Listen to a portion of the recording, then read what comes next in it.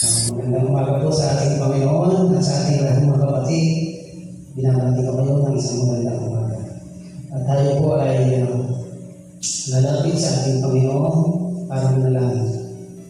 At dakilang Diyos sa pangalan ng Panginoon, kami po ay patuloy na pupuri, lumalapit sa iyo, ipapasalamat sa iyong mga kabutihan na kami ay muli mo ginising, binigyan kami ng pagkakataon na magkaroon ng buhay, ng kalakasan, at ang marapat lamang na ikaw ay aming papurihan, kakilain, at pasalamatan sa lahat ng ginawa mo sa aming buhay. At kami ngayon ay napatayo sa unahan para ikaw ay aming papurihan, Panginoon. At dakilang Diyos, kami ay lumalapit sa iyo para sa aming gawain ngayong umaga. Ilalapit namin sa iyo ang tutugtog, Panginoon, maging ang maghahatid ng mensahe, Panginoon, sa iyo namin nakakatiwala. Babalik po ng iyong Maraming Santong Espiritu at ang iyong salita lamang, Panginoon, ang tuloy na mahayag. Ganun din po, Diyos, sa buhay ng aming kapatid na maging tumatay na sa bahay. Maraming pong salamat sa iyong pagtihan, sa iyong pag-iingat sa bawat isa, Panginoon. At kami po ay patuloy na nagtitiwala na kami lahat ay nagabayan mo sa lahat ng sandali ng aming buhay. Ano man ang aming kalagayan, Panginoon, ang mga aming pinagdaraanan, ikaw, O Diyos, ang tunay na pinagkakatiwalaan ng bawat isa sa amin. Maraming salamat, Panginoon, sapagkat ikaw ay nariyan, patuloy mo kami ginagabayan. Dakilang Diyos, sa iyo po namin ilalapit ang araw na ito, maging sa buhay, Panginoon, ang kapatid na may pinagdaraanan, Panginoon, ang kalungkutan, Panginoon. Ikaw din po, Diyos, at patuloy na gumagabay, Panginoon. Maraming salamat sa iyong mga biyaya, mga pagpapala, maging sa panalangin ng aming mga kapatid, patuloy mong pagpalain ng bawat isa sa iyong dahil sila ng ako. Dakilang Diyos, kami po ay magsisimulan sa aming gawain. Maraming salamat at patuloy ka po namin itinataas. Purihin ka, Ama, sa pangalan ni Jesus. Ito po ang aming samang dalangin. Amen. Magandang umaga po mga kapatid, at tayo po ay muling aawit at magpupuri sa Panginoon dahil tunay na kataas-taasan ng Diyos natin pinupuri.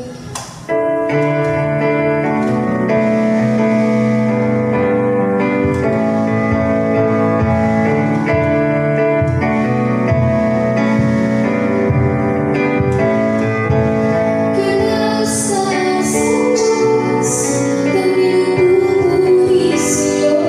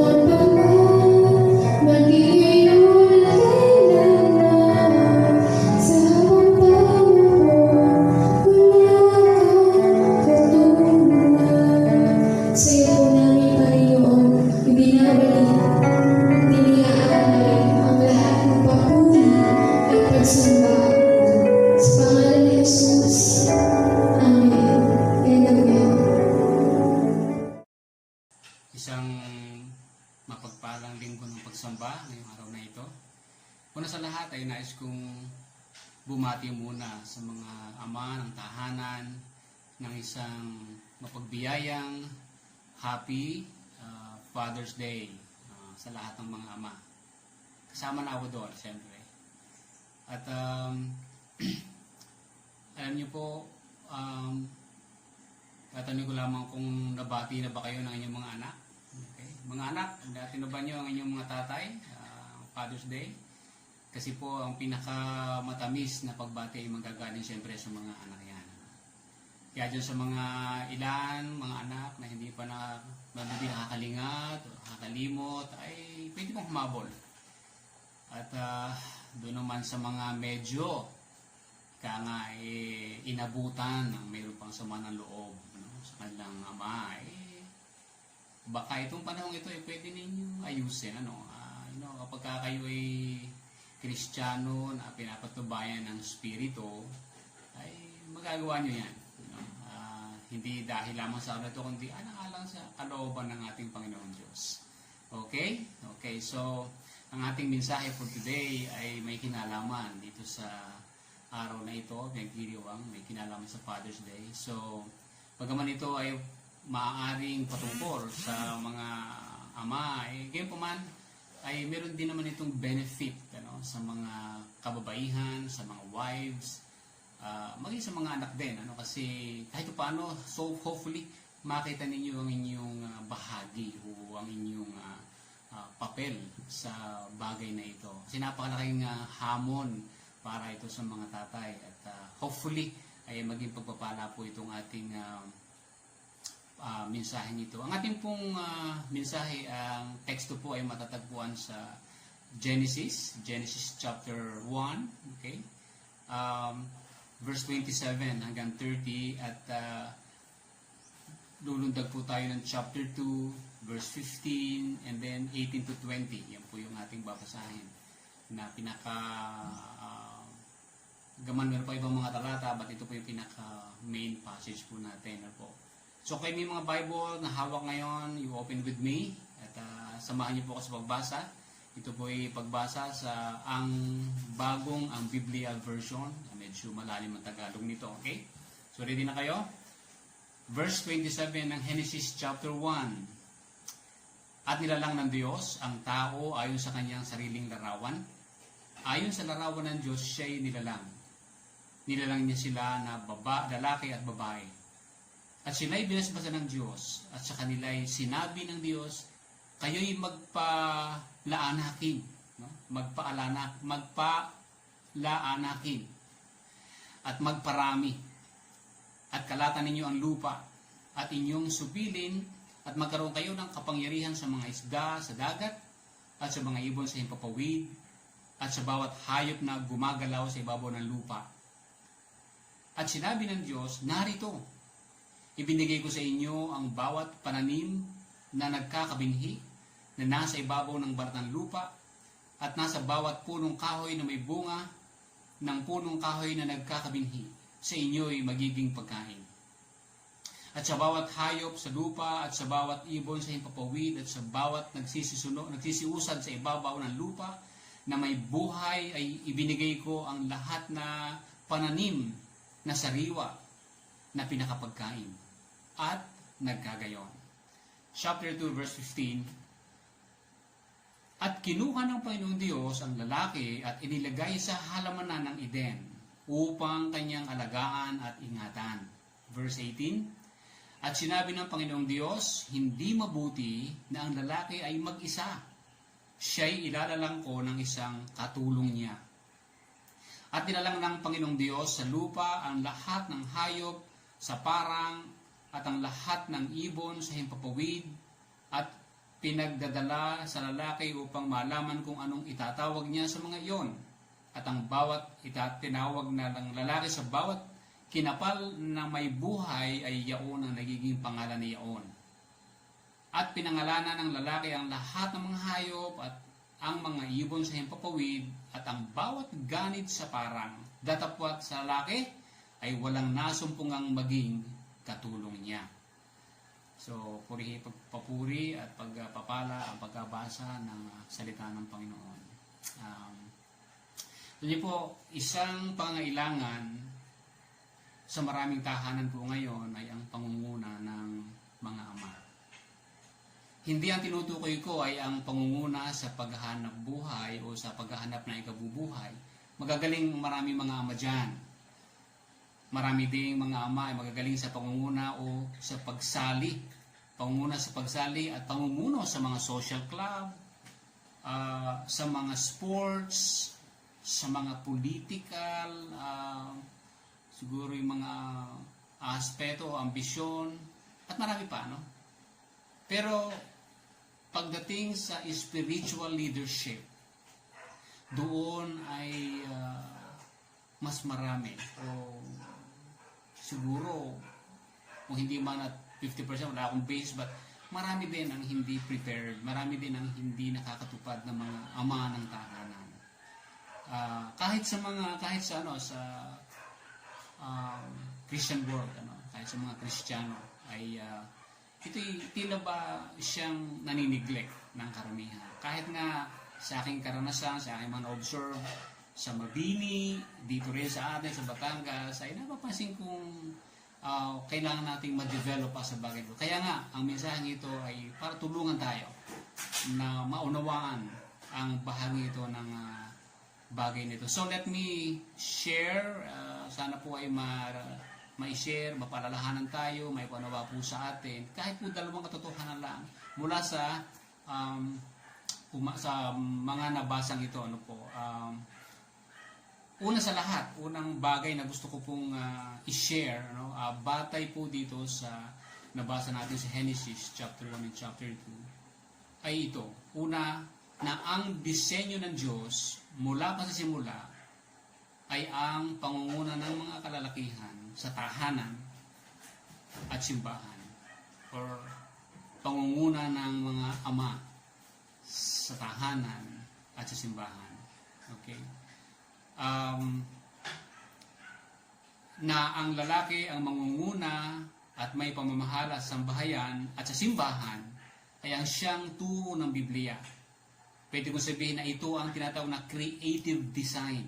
Ito po yung disenyo ng pagkalikha ng Diyos. Okay? So, from the very beginning ng pagkalikha, ito na ang design. Right? So, kaya ang pagiging pangulo o tagapanguna sa sambahayan at simbahan ng ama ng tahanan o maaaring ang itinatalaga niyang lalaki sa tahanan ang siyang itinuturo ng Biblia. Tingnan lang po natin ng konti. Kung ating pong papansinin ay doon po sa ating nabasa kanina, balikan po natin yung Genesis. Una, ating makikita na dito po ay mayroon pong kita natin unang-una, dalawang bagay po kasi dalawang bagay na pinagbasihan po ng New Testament. Na later makita po natin na kung bakit masabi po natin ito yung basis, sapagkat ito ang ginamit mismo ng New Testament writer na si Apostle Paul. Katulad nga po dyan, unang-unang sinabi po diyan ay ang lalaki ay ang naunang likhain. Doon sa pagkakasabi nga po na hindi mabuti na mag-isa ang lalaki. That means he was alone. Dahil nauna siya . Sa katunayan ay siya muna nilikha bago pa nalikha ang babae dahil kinuha ang babae sa kanyang tadyang. Pero maliban po doon, kung ito po yung ating babasahin lalo po sa English, medyo mas mas maliwanag. Pagdating din po natin sa New Testament, Pero dito po ay mapansin natin sa Genesis na ang pagkalikha sa babae ay para sa lalaki. Dahil kailangan ng lalaki o kailangan ng husband ang wife. Kailangan ng lalaki ang support. Kailangan ng lalaki ang katulad ng isang babae. Madalas sabi, hindi makakapagtagumpay, hindi magagawa ng lalaki ang kanyang task without the help of women. Generally speaking, siyempre alam ko may lagi nang mayroong sasalungat dito. Kung may mga mag-rebuttal na, hindi, kaya mag-isa ng lalaki. Hindi, kaya mag-isa ng babae. Lagi may ganyan . Of course, there are some special situation when in the grace of God, pag talagang wala na. But generally speaking, they need each other. But dito sa pagkakataon ito, nais ko lang sabihin that nilikha ang lalaki, and then God saw, nakita ng Diyos na kailangan pa niya ng kapartner. Okay, so woman was made for man. Yun po yung gusto kong i-highlight sa bagay na ito. Ano po? At saan po natin nakita ito? Ito po ay naging klaro pag ganyan sa New Testament. Ano po? Sa New Testament, ang bagay nito ay makikita natin klaro noong sabihin ni Apostle Paul na ang mga kababaihan, ang kanilang head ay ang lalaki. No? Sa 1 Corinthians chapter 11 verse 3, ganito po sinasaad. Ano po? Datapwat ibig ko na inyong malaman na ang pangulo ng bawat lalaki ay si Kristo, at ang pangulo ng babae ay ang lalaki, at ang pangulo ni Kristo ay ang Diyos. Of course, ang konteksto nito ay sa mag-asawa. Hindi naman ibig sabihin noon ay lahat ng babae ay pangulo niya, ay lahat ng lalaki hindi naman. Ibig sabihin, sa English kasi pagkakasabi ay parang Herman o kanyang lalaki, ibig sabihin kanyang asawa yun, ibig sabihin. So ang context ay sambahayan, ang context ay husband and wife, na ang ulo daw ng wife ay ang kanyang husband. Yun ang ibig sabihin po ng verse na ito.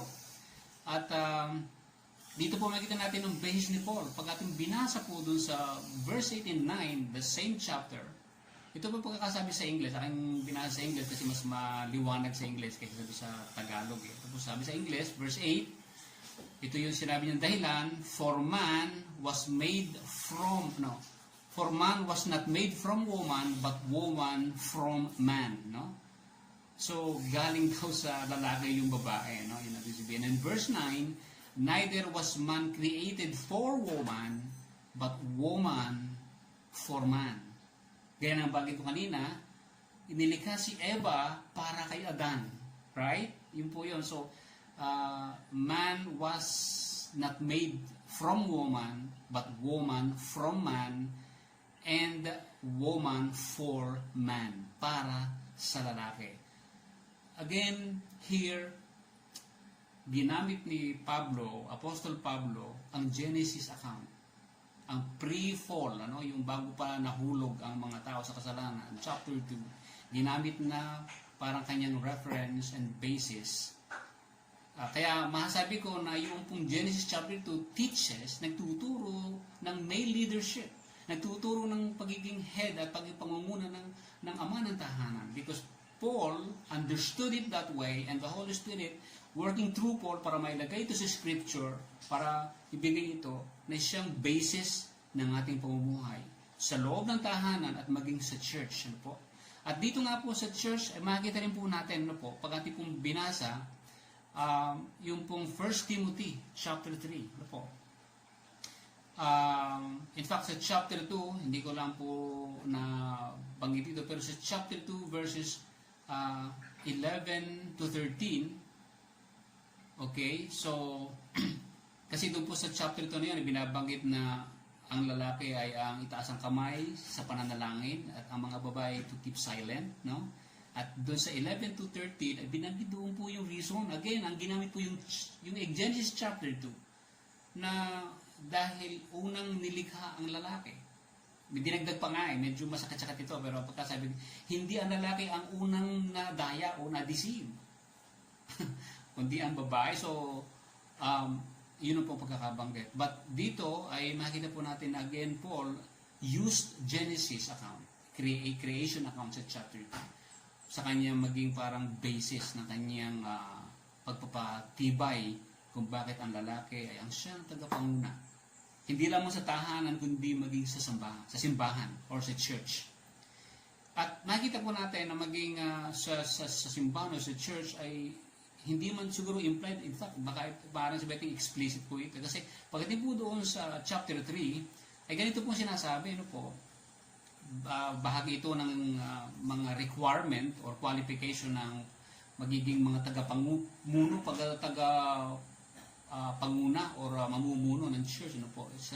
Ito po yung isa sa mga, o ilan sa mga, sa mga requirement. Verse 4 ng 1 Timothy chapter 3, namamahalang mabuti ng kanyang sariling sambahayan, na sinusupil ang kanyang mga anak na may buong kahusayan. Then verse 5, Ngunit kung ang sino man nga ay hindi marunong mamahala sa kanyang sariling sambahayan, paano makapamamahala sa iglesia ng Diyos? And in verse 12, that same chapter 3, maging asawa ng mga diakono na tig-iisa lamang na babae, na pamahalaang mabuti ang kanilang mga anak at ang kanilang sariling mga sambahayan. Here ay maybe sabihin natin implied na ang mga lalaking ito ay siyang tagapamahala ng kanilang sambahayan. Hindi sinabi nga ang mga ina o mga babae, kundi ang mga lalaki. At ito ay naging isang magandang qualification kasi kung sila ay mamamahala ng church, ay dapat sa ang kanilang training ground para ay yung bahay mismo, yun yung basic eh. Doon sila dapat naunang maging tagapamahala ng kanilang mga anak, ng sambahayan, bago sila pwede makapamahala doon sa another family which is the church. Okay? Magagamit nila yung kanilang training na yung sa tahanan. At kung doon ay natutuhanan nila na maging tagapamahala, spiritually speaking, that means sila nagtuturo ng salita ng Diyos, na natuturo sa pananalangin.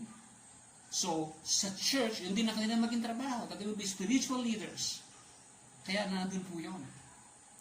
Sa katunayan, kung yung babasahin po yung Ephesians chapter 6 verse 4, although sa ibang salin ay mga magulang ang sinabi, but originally, although sa talagang original word niya, ang ginamit po yung fathers. Sabi nga po ay, kayong mga ama. Verse 4 ito ng Ephesians 6, chapter 6, huwag ninyong ipabungkahi sa galit ang inyong mga anak, kundi inyong turuan sila ayon sa suway at aral ng Panginoon. So here, ay ating nakita kung paano Genesis chapter 2 ay talagang naging basis. Okay. Pero hindi po naman natin din nais na isasantabi at baka masabi naman ito, baka usually kapag alam nyo yung mga modern feminism, siguro dahil sa kanilang reaction sa mga pambubuli sa kanila o sa mga hindi makatarungang pangunguna ng mga kalalakihan ay nagkakaroon ng ganyan mga movement, mga feminist movement, women's liberation, kung ano pong mga organization na ginagawa ng mga kababaihan as a reaction kasi nga hindi sila properly treated, but sa Bible nandun na equality, sabi nga dito sa chapter 11 din mismo, na ito ng 1 Corinthians verse 11 at saka verse 12. Gayunman, ang babae ay di maaaring walang lalaki at ang lalaki ay di maaaring walang babae. Okay? Sa Panginoon. Sapagkat kung paanong ang babae ay sa lalaki, gayon din naman ang lalaki ay sa pamamagitan ng babae. Okay? Datapwat ang lahat ng mga bagay ay sa Diyos. So naroon po yung equality. Kaya lang ay mayroong distinction ng roles. Ika nga, na ang role ng babae ay to support, to help. Helpmeet po siya. Siya ang suhay, At pag wala siya, talagang mahihirapan ang lalaki, So, yun po yung, in short, in passing, maiksing masabi ko lang tungkol sa papel ng mga kababaihan o ng wives, pagdating po halimbawa sa mechanics, sa atin pong sambahayan especially, ay may mga iba't ibang mga opinion. Generally, ang husband at saka ang wife ay kapag meron pong healthy relationship, pag healthy po yung relationship ng husband and wife, ay pag magawa sila ng decision sa tahanan, usually ay sila ay parang equal, Pero kanilang ultimate model talaga bilang head ay ang Panginoong Hesus sa kanilang tahanan. May mga pagkakataon na dahil may mga kanya-kanyang gifting, so they compare their gifts and strength. At sa mga decisions, ay kung ano yung strength ng isa, ini-respect ng kabila. Kapag halimbawa, ang wife may ibang strength, siya ay halimbawa yung mathematician, si lalaki naman ay more on art. So magkaiba ang kanilang expertise and one should respect each other, Yun ay ibig sabihin. Yun ang point na they can assume tasks based on their gifts, But in some areas, share yung kanilang, share sila, Especially kung hindi nila gifting halimbawa, they share yung kanilang mga decision. Pero in the final analysis, I should say that ang husband ang mayroong greater responsibility sa pamumuno.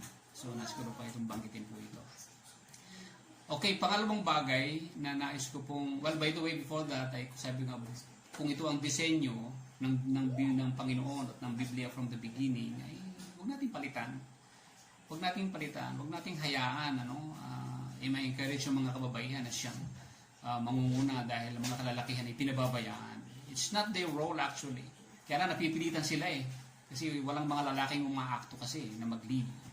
And so, kaya tayong mga kalalakihan ay we should really step up, mag-step up tayo para po hindi po mapilitan yung ating mga wives. Kahit na may mga pagkakataong sila may kabilisan, they're very fast, but still we are to be the one to lead. At pwedeng siyang magkukontrol, pamamahala. Pangalawang bagay, hindi lamang po na ang disenyo ng Diyos from the beginning ay ang pangunguna ng lalaki sa sambahayan at sa simbahan, kundi ang disenyo po ng Diyos na model ng leadership ay yun pong ibinodel ng ating Panginoong Jesus. Wala iba kundi ang servant leadership. Okay? Servanthood leadership. Basahin po natin yung talata dito sa Matthew chapter 20, verse 25 hanggang verse 28. Matthew 20, 25 to 28. Ganito po ang sinasabi. Datapot sila'y pinalapit ni Jesus sa kanya at sinabi, nalalaman ninyo na ang mga pinuno ng mga hintil ay nangapapanginoon sa kanila. At ang kanilang mga dakila ay nagsisigamit ng kapamahalaan sa kanila. Sa inyo ay hindi magkakagayon. Kundi ang sinumang mag-ibig na dumakila sa inyo ay magiging lingkod ninyo. At sinumang mag-ibig na maging una sa inyo ay magiging alipin ninyo. Gayon din naman ang anak ng tao ay hindi na parito upang paglingkuran, kundi upang maglingkod. At ibigay ang kanyang buhay na pantubos sa marami. Mga minamahal, mga kapatid, especially sa ating mga ama ng tahanan, alam po ninyo, ito yung ating model, ang ating Panginoong Jesus. Kaya baligtaran ng maraming naging pangunguna ng maraming kalalakihan, kaya nga marami sa kababaihan ay nagre-react negatively, ay sapagkat ang kanila ay more on tyrannical, yung mapang-alipin, sabi nga rito ay mapanginoon, masyado silang lording it over, sabi nga Hindi yon ang para sa atin, ng mga anak ng Diyos. Hindi yon para sa ating mga tagasunod ng Panginoong Hesus. Ang sa atin ay ang model ng ating Panginoong Hesus. Na bagaman siya Panginoon, na bagaman siya ay Lord, pero siya ay naghugas ng paa ng mga apostoles. Siya yung taong pantay-pantay ang pagtingin sa lahat, pinahalagahan niya ang mga babae, itinaas niya ang dignidad ng mga babae, kinakausap niya ang mga babae, kumbaga kanyang sinasagasa ang mga geographical, cultural kung anong mga pamantayan, at ipinapakita niya na mahalaga, may dignidad, hindi bagay lamang ng mga kababaihan. But still, gusto ko lang sabihin din, still hindi inaalis ng Panginoon naman yung distinction pagdating sa roles. Ang babae ay para pa rin sumunod. Gaya na itinuro ni Apostol Pablo bilang inspired ng Holy Spirit sa pagkakaroon ng scripture na sinasabing wives still has to submit. And men or husbands, love your wives. Meaning, be ready na ibigay mo ang lahat, including yung iyong buhay. At higit doon, kasama mo yung pagpapakumbaba mo at ituring mo, nakapantay mo yung iyong minamahal na asawa. And serve, not lord it over. Serve your family. Serve the family members. Kahit ikaw ang leader. So gusto kong makita sa BCNLCC ang mga kalalakihan na kinukuha yung lugar na yun. Tayo ay tagapanguna. Right? So, ano man ang takot natin, okay mag-alala, sa simula lang yan. The Lord will help us. Gusto ko sabihin na ako dyan nagsimula, hindi ko alam kung paano manguna. Ako ang laging hinihila-hila, pero dinevelop ng Panginoon unti-unti hanggang sa nung maunawaan ko ito at ilagay sa puso ko na ako pala ang dapat gumagawa noon. Slowly but surely, tinulungan ako ng Panginoon. And I believe that God will also help you as long na yun ang iyong desire. Alam ko ngayon, mahirap kasi ngayon, parang hindi ma-imagine, but mga minamahal na kapatid, kailangan ng effort. Kinakailangan natin talagang gawin yun at meron tayong mga responsibilities. Kung kaya tayo may magiging tagapagturo sa tahanan, balang araw sa simbahan, we need to have some effort. Mag-e-effort tayo na maging masipag, mag-e-effort tayo na mag-aral, mag-e-effort tayo na mag-take initiative sa pag-aaral ng salita ng Panginoon. Magtitik tayo ng initiative sa pag-aaral kung paano manalangin, kung paano gawin ang kalooban ng Diyos, ang gawain ng Diyos, upang makapaglilid tayo, makapangunguna tayo sa ating tahanan. And so, mga kapatid, mga kalalakihan, salamat sa Diyos. God bless. Again, mga ama, mga dad, mga papa, Happy Father's Day. Let's pray. Panginoon, may you bless our fathers. May you bless these men in the house. At ayon po sa iyong kalooban, sa iyong disenyo, tulungan niyo po sila. Kami, Panginoon, patuloy na maging leader ng sambahayan at ng simbahan. Sa pangalan ng Panginoong Hesus na po ang aming dalangin. Amen and amen.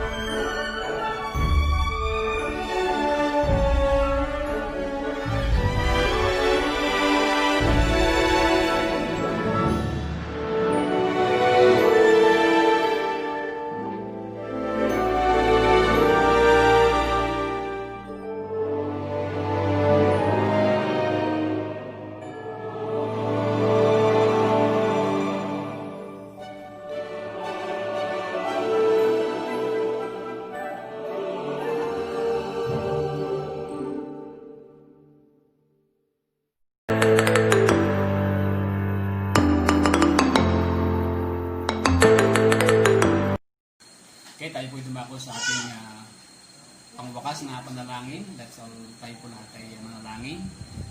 Dakilang Diyos, namang makapangyarihan sa lahat, kayo po ang naging patnubay namin sa araw na ito. Kayo po ang nagbibigay ng araw na ito. At ninais niyo po, Ama, ng iyong mga anak ay makatagpo ninyo. At may pagkaloob ang nararapat na pagsamba sa Espiritu at Katotohanan. Kami pinagpapasalamat sa pagkakataon, sa pribilehiyo. At alam namin, Panginoong Diyos, na dahil ito ay sa pamagitan ng Panginoong Jesus namin ginawa, ay ito po ay nakaabot sa inyo, Panginoon. Ama, hindi po dito nagtatapos ang aming pagsamba, hindi sa bawat oras, sa buong sanlinggo. Ang buhay po namin, Lord, ay magiging pagsamba. Sabi nga po ninyo ay sa amin pong pagbabago ng aming isip at pagka-transform ng aming, sa magitan ng aming pagbago ng isip, ay ito po yung aming spiritual worship service, Panginoon. Kaya Ama, sa darating na linggong ito ay tunay nga po namin pong inaangkin ang inyo pong pagtatagumpay sa aming buhay. Inaangkin po namin ang mga maraming pagpapala. Inaangkin po namin, Panginoon, ang inyong mga kalakasan, sapagkat ang inyong mga pangako sa amin ay lagi nang kayo ko'y para sa amin. Hindi nyo kami iwan ipababayaan man na ang inyong pag-ibig ay hindi po mawawala o mahihiwalay sa amin. At kayo po yung aming Diyos na tutulog, kayo po yung aming pastol na lagi pong nag-aakay sa amin. Kaya Panginoon, maraming salamat po at sa pagkukulos po namin ng service namin ito, Ama, ay tunay na maipadama niyo po naman din sa amin ang talagang malalalim na kagalakan at kapayapaan na sa inyo lamang manggagaling. At ngayon, nawa ang pag-ibig ng Diyos at ang biyaya ni Kristo at ang pakikisama ng Banal na Espiritu ay sumating lahat sa pangalan ng Panginoong Hesus. Amen and Amen. Ating masapuring awitan, Panginoon, for the Lord is my tower.